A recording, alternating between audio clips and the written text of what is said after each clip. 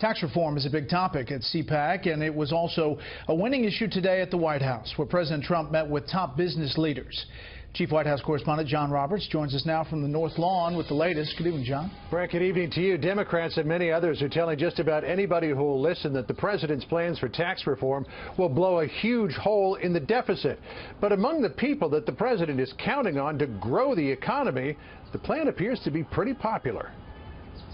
Thank you, everybody. Please. It was a who's who of American manufacturing at the White House today.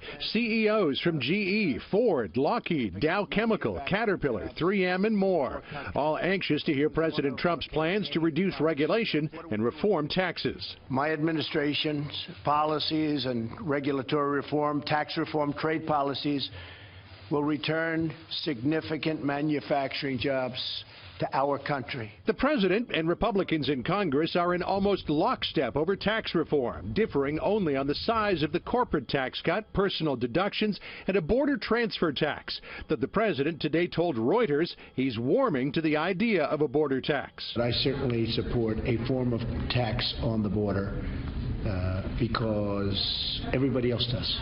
We're one of the very few countries, possibly the only country, that has no border tax. While tax reform is still months away, the CEOs here today like what they see on the horizon.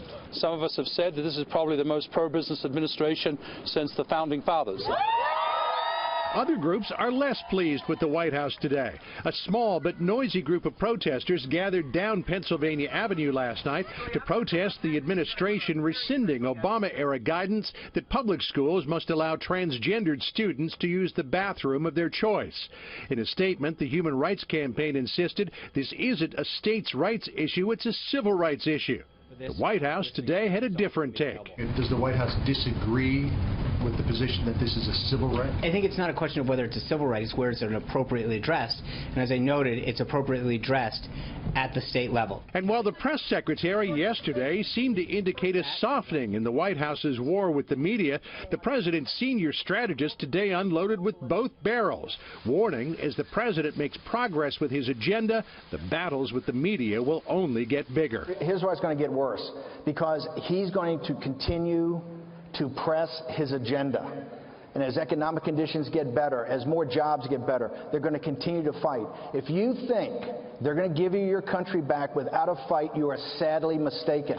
Every day it is going to be a fight.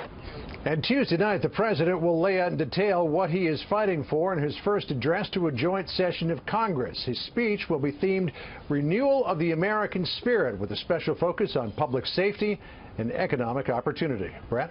John Roberts live on the North Lawn. John, thank you.